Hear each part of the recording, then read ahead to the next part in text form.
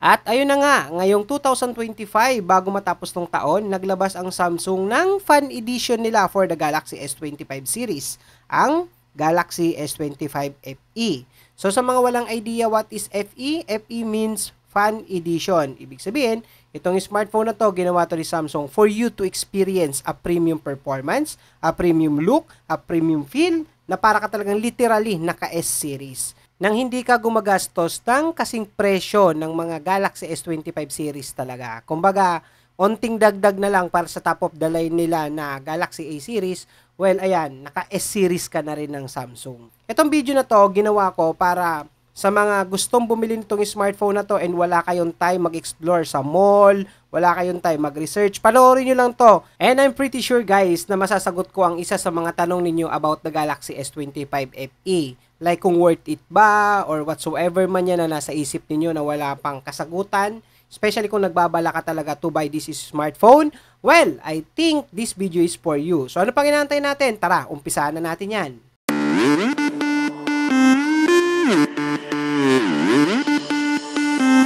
Unahin na natin yung price. Magkano nga ba ang Samsung Galaxy S25 FE pagdating sa Philippine market?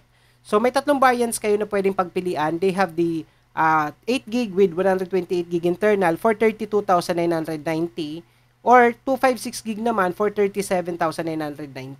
And ang maganda dito, hindi siya kagaya ng mga naunang mga fan edition na Samsung. Mas mataas ang storage dito na pwede nyo pagpilian kasi meron silang tag 42,990. Ito yung 512GB internal storage. For me, much better, piliin nyo na dito, it's either 256 or 128. Kasi nowadays, 128GB, sobrang saglit na lang mapuno. Ngayon naman, let's check the physical look and feel. By the way guys, I'm using the Galaxy S25 FE for almost 2 months. So gusto ko lang i-share sa inyo ano nga ba ang pakiramdam and feel kapag ganitong smartphone ang hawak mo. For me, number one, you can now experience the premium smartphone. Kumbaga, mararamdaman mo na medyo mamahalin yung smartphone na hawak mo. So, para ka talagang literal na gumagamit ng isang S-series. So, kung i-compare ko siya with the Galaxy S25 series, nandun siya sa level ng S25 Plus.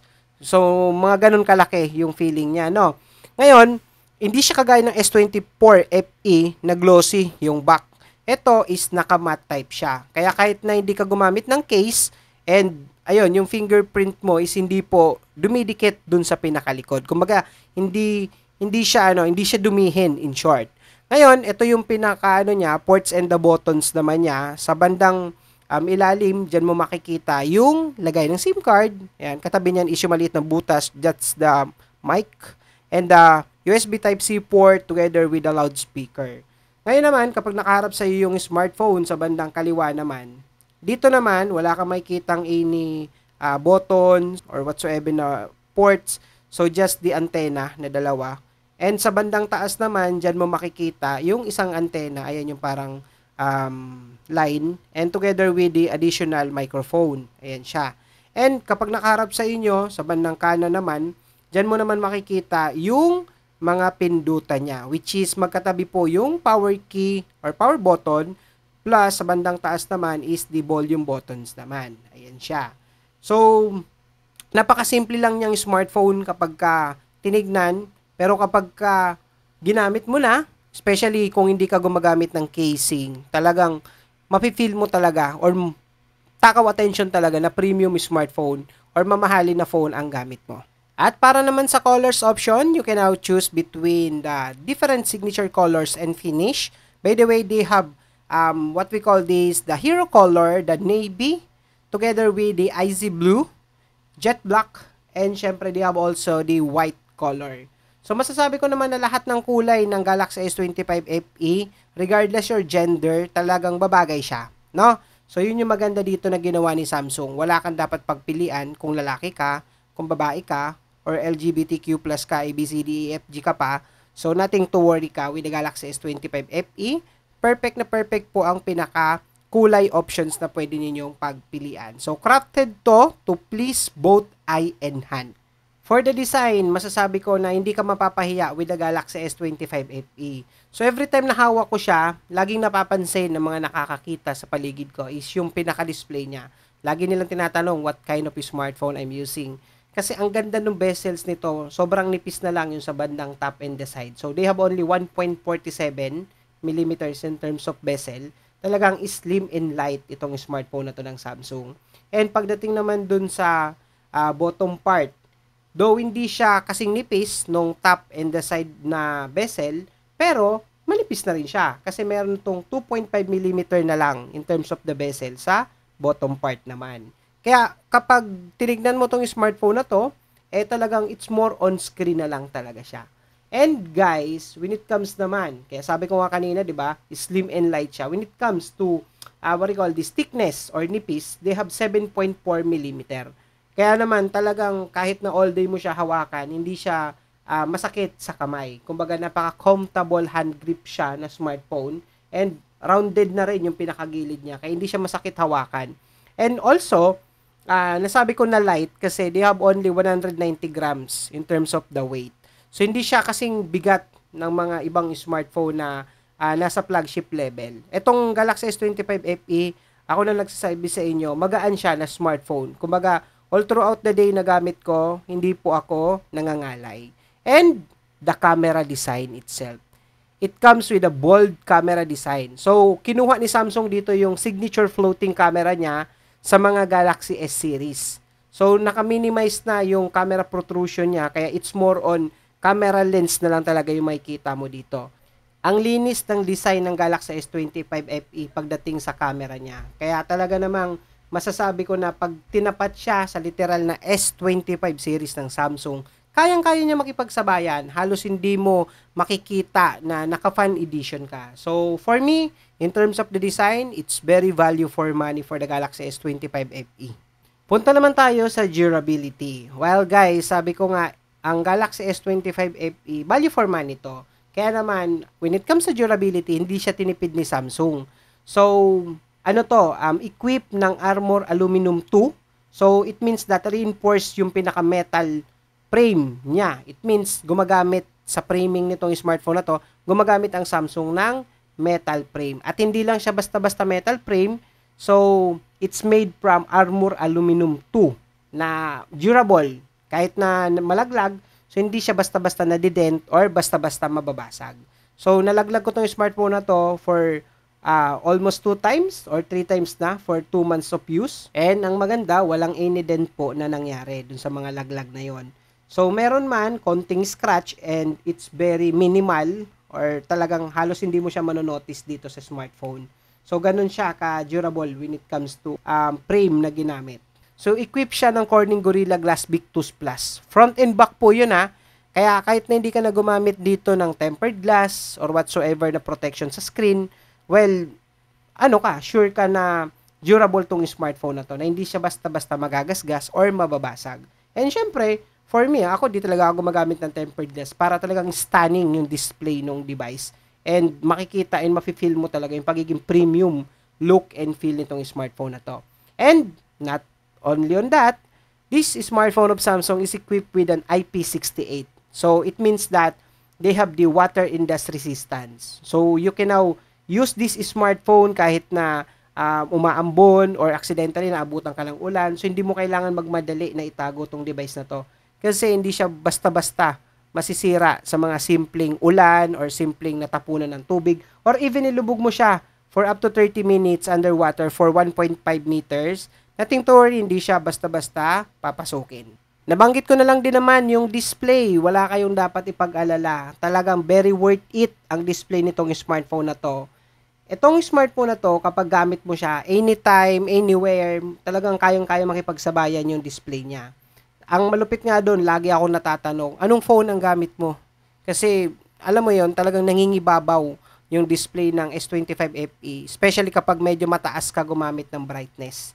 So, malaki din yung pinaka-display nito itself. So, they have the 6.7 inches in terms of the display. Perfecto for viewing, browsing, or even gaming, no? At hindi lang yon, ang resolution nito is Full HD+, kaya alam mo yon, hindi siya ganun kalakas kumonsume ng battery.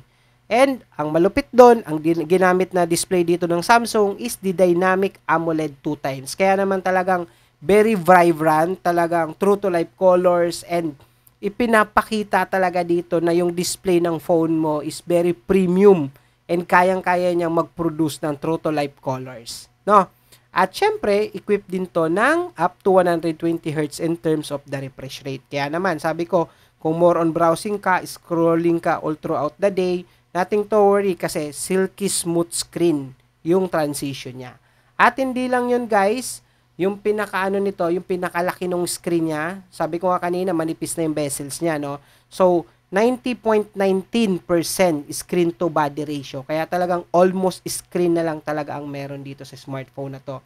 Sabayan pa yan ng 1,900 nits in terms of high brightness mode, yung pinaka-peak brightness niya, na kahit na outdoor ka gumagamit nitong device na to, well, hindi mo kailangan takpan, nakikita mo yung content dun sa mismong screen. Perfecto kung ang trabaho mo, like, alam mo yon, more on outdoor. Ayan. Meron tong vision booster na talagang nabuboost yung pinaka-brightness niya. Kaya talaga namang kitang-kita yung subject dun sa screen. Ayun, tignan nyo, outdoor ko yan gamit.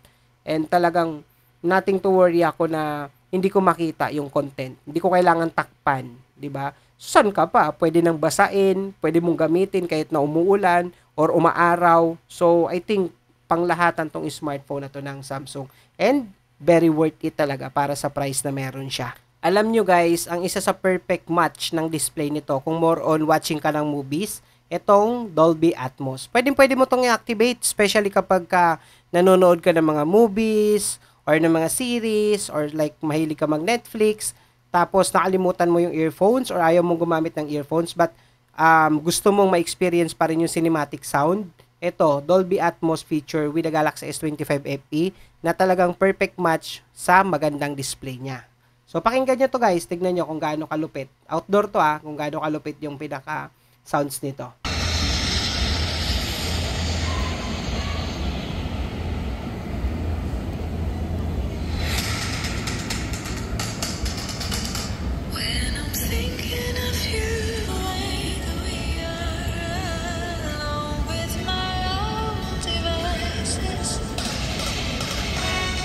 Soccer, the Cosmos look to be well on their way to a league championship.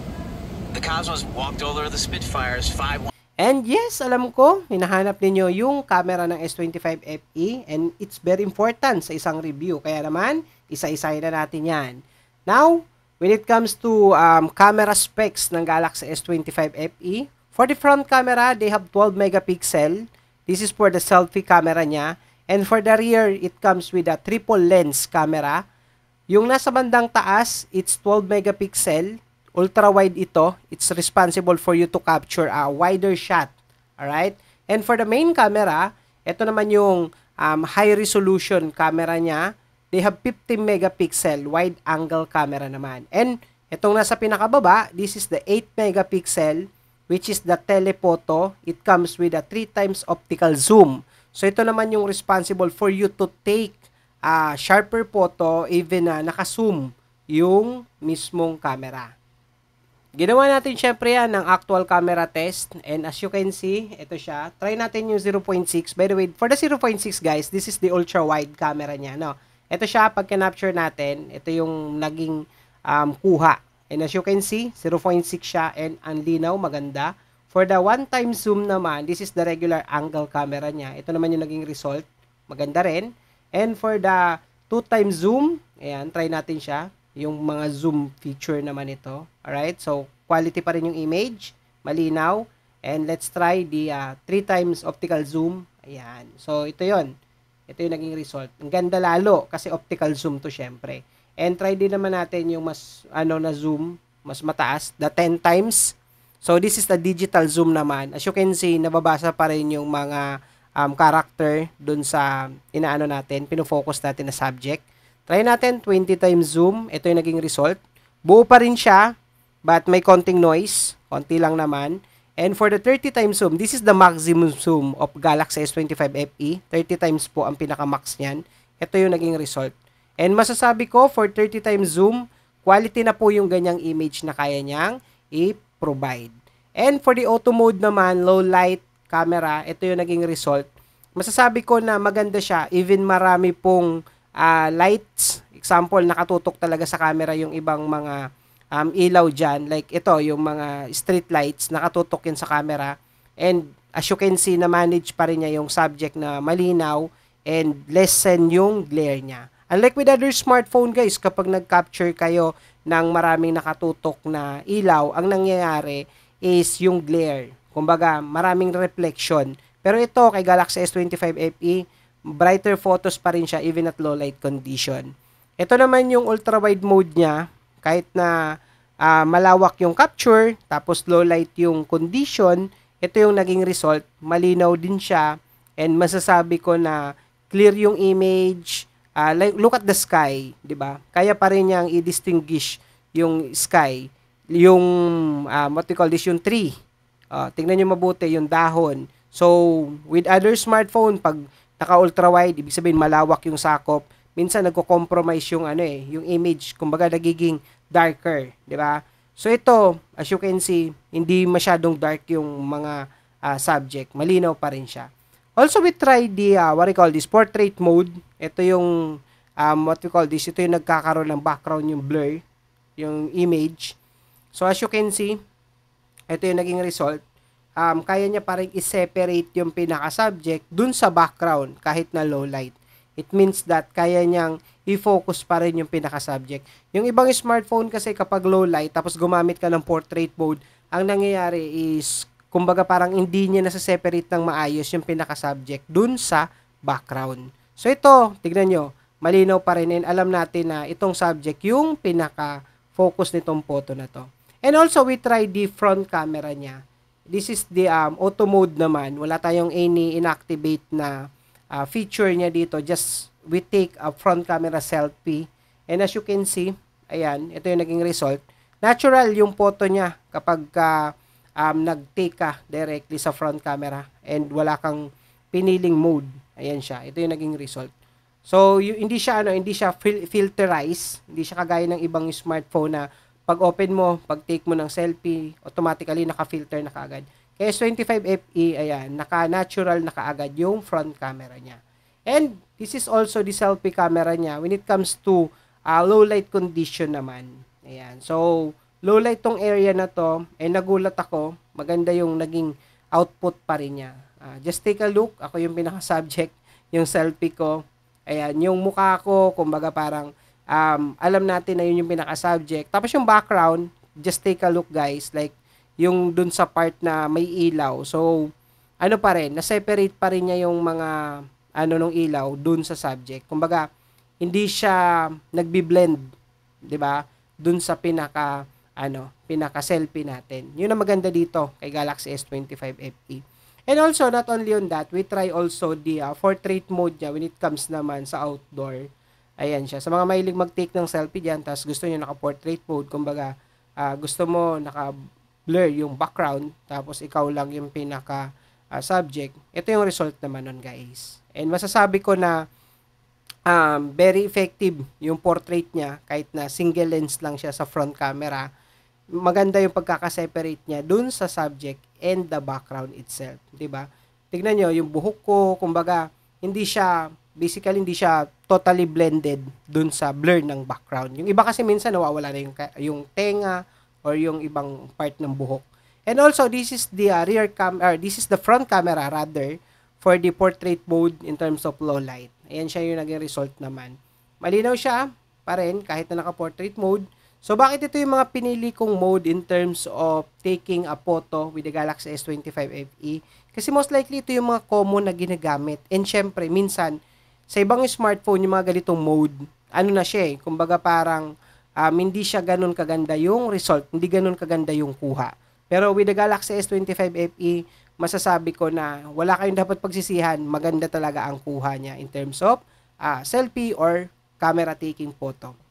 And also guys, when it comes to video recording, ito naman yung settings niya na mga pwede mong pagpilian. Alright? So up to 8K ang kaya niyang i-record na resolution.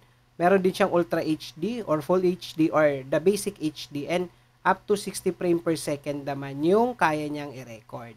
So yun yung maganda kay Galaxy S25 FE. Kumbaga talagang pang-flagship na rin yung capabilities niya para mag-record ng video.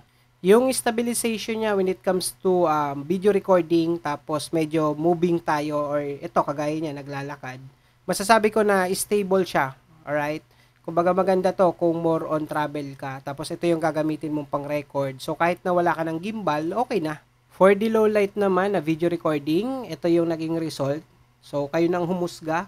Pero ano yan, mga nasa around 9 PM.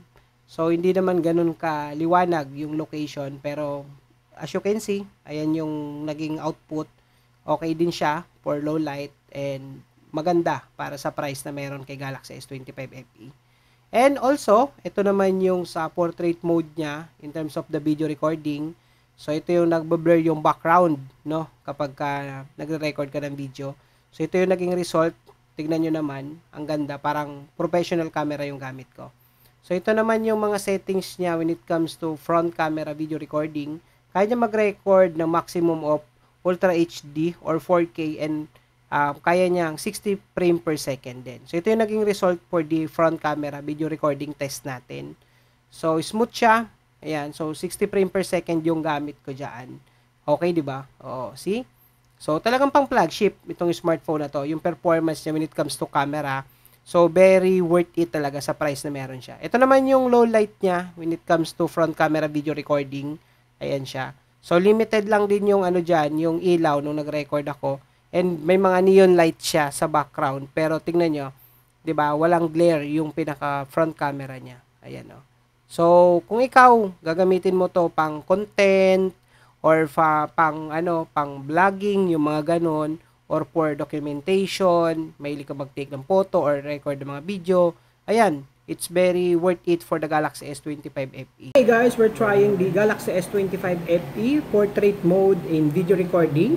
So, currently, we are in indoor. Yan, inside sa isang store. And, ayan, as you can see, yan yung result ng front camera niya in terms of portrait video recording. At ito na, syempre, performance. Very important din yan sa isang smartphone. Baka isipin natin, tinipid ni Samsung to. Kasi fan edition lang eh. Doon tayo nagkakamali. Kasi equipped to ng Exynos 2400 with 4 nanometer technology. So, it means that, guys, itong smartphone na to, if gagamitin mo man siya for multitasking, for gaming, or video editing sa mobile, I will recommend.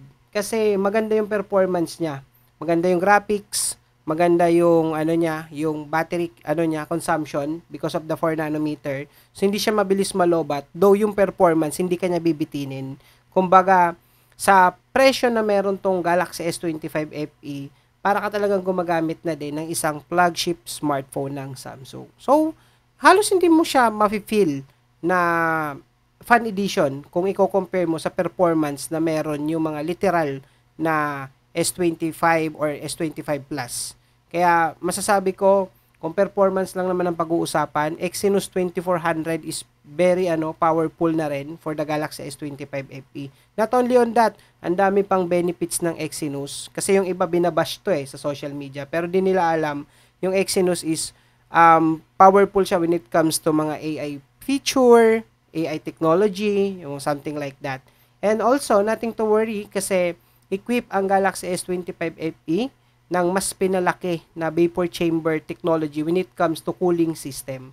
So, ibig sabihin, hindi ka mag-aalala na kahit na heavy user ka or medyo hardcore gamer ka, bibigay ito sa'yo. So, may may assurance ka sa technology ng cooling system ng Galaxy S25 FE na hindi po siya mag-overheat or masisira kahit na medyo into gaming, di ba?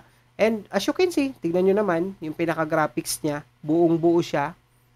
Napaka worth it para sa display na meron tong smartphone na to. Kumbaga, alam mo yung display na maganda, tapos magandang processor or graphics technology, and then nag-match yun, talagang meron ka ng instant gaming tools, which is ito, ang Galaxy S25 FE.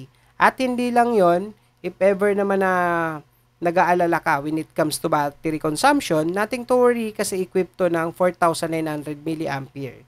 At ang malupit doon, isa pa, is capable na rin to guys for 45 watts in terms of wired charging. So it means that yung 4,900 mAh, hindi mo kailangan mag-antay ng matagal. So mabilis mag-fully charge to. At capable na rin tong smartphone na to ng Samsung for the wireless charging technology for 15 watts naman po. So it means that mapa-wired or mapa-wireless, hindi mo kailangan mag-antay na matagal in terms of charging. So mabilis pong mapupuno yung Galaxy S25 FE. Narito yung iba pang mga test and video regarding the Exynos 2400, which is yun nga yung processor na gamit dito sa smartphone na to. Pwede nyong mapanood dito sa YouTube channel ko. So meron ako dito mga ginawa, like nag-test ako sa top 3 mobile games. Tinest natin yung performance ng S25 FE. Also, meron din tayo dito mga benchmark. Gumamit tayo ng mga sikat na benchmark tool like the Geekbench or the Antutu, like for example. And also the gaming preview for Genshin Impact and the camera comparison with the Samsung Galaxy S25 FE versus S24 FE. Ayan. So, nandito yan sa channel ko guys. Pwede ninyong mapanood kung gusto nyo pa ng mga additional information regarding the performance of Galaxy S25 FE. Kagaya rin guys ng mga flagship smartphone ng Samsung sa Galaxy S25 series, ang S25 FE ay capable na rin ng on-screen fingerprint. So, mabilis din to mag-unlock using the on-screen fingerprint in just a single tap. Ayan, mag-unlock na agad siya automatically. And good news, secured pa rin to ng locks. Kahit na mawala yung device, basta meron siyang lock, is hindi po ma-access yung mga important data or files mo sa phone. And, malupit doon, kay Galaxy S25 FE, when it comes to OS, is updated na siya as well as the interface with the One UI 8.0. Kaya kung ano yung interface na meron kay Galaxy S25 series, same goes with S25 FE, yun na rin po yung pwede ninyong ma-experience and ma-explore. Kaya naman talagang parang naka-ultra flagship na rin dito sa smartphone na to, no? When it comes to operating system and interface. At kung yung tipo mo na user ng smartphone ay hindi yung papalit-palit kung ano yung bago, perfect ang Galaxy S25 FE kasi may pangako ang Samsung dito na up to 7th generation operating system upgrades. Ibig sabihin, itong OS nito ni Samsung S25 FE nasa pinaka-latest na ngayon. So, kaya mo pang tumanggap up to 7 times na mga paparating na operating system. So, ibig sabihin, updated pa rin po for up to 7 years yung interface and the operating system ng Galaxy S25 FE. Idagdag mo na rin syempre dyan yung up to 7 years security updates, kaya naman may assurance ka na secured yung mga files or yung mga accounts mo with Samsung Galaxy S25 FE. And that's it guys. Thank you so much for watching the review of the Samsung Galaxy S25 FE. And kung ikaw ay nagbabalak nitong bumili, pwede na po kayong mag-direct purchase dito sa ating video. I-click nyo lang po yung nakatag na product dito sa ating video mismo sa YouTube. And then mapupunta na po kayo directly sa legit Samsung store wherein may warranty po yung mabibili nyo. And na malupit doon, minsan meron pa po tayong exclusive discount. And syempre, 100% legit Samsung Galaxy S25 FE po ang inyong marireceive. Thank you!